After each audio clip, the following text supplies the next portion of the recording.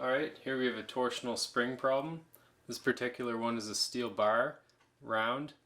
We've got a radius of 10 millimeters, diameter is 20, and in this case we have a cantilever beam with a single torsional load on the end.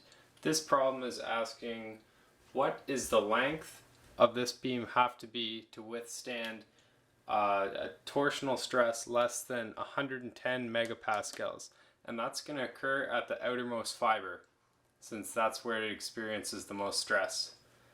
So here we're given that the angle of twist has to be less than 15 degrees. So if I put that in here, 15 degrees, we only want radians to use these formulas for torsion. Multiply by pi over 180.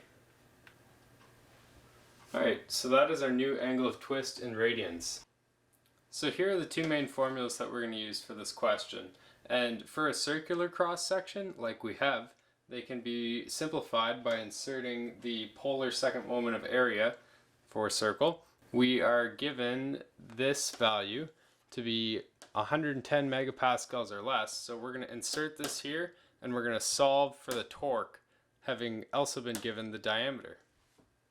So here I've rearranged for my torque from this formula, and now I'm going to insert my values. So torque equals 110 megapascals, that's the same as 110 times 10 to the 6, that's where the mega comes from, newtons per meter squared, that's where the pascals come from.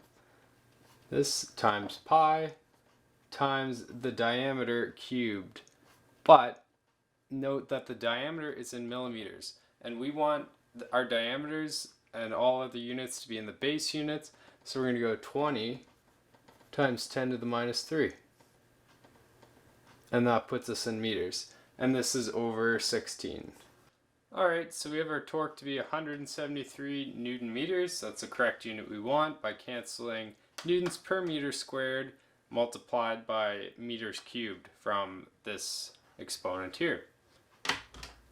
We will keep this value and move on to insert this into our angle of twist formula and eventually solve for the length. So here from the angle of twist formula I've rearranged for L, and keep in mind that G is going to depend on the material. Usually at the back of most textbooks there will be a couple tables on properties like this. Alright, here it's time to substitute for our final value L. I just put in the angle of twist that we previously calculated in radians up here. Well, it was given in degrees, we found it in radians. Now diameter 20 times 10 to the minus 3 meters. That's all to the power of 4. And then G, we're just going to use 75 gigapascals, so that's 75 times 10 to the 9 newtons per meter squared. Now, punching that into your calculator, you're going to get a value in meters because that's what we have inputted for all of our units here. So that comes out to be just around 1.785 meters. And that's an appropriate answer. You see we've got just one digit before the decimal, so that's fine. But I feel like we shouldn't have 4 sig figs on this problem if we were only given our torsion to 3, really 2 sig figs. So I'm just going to go 1.79 meters as the minimum length that this needs to be to withstand that torsional stress. Thanks for watching.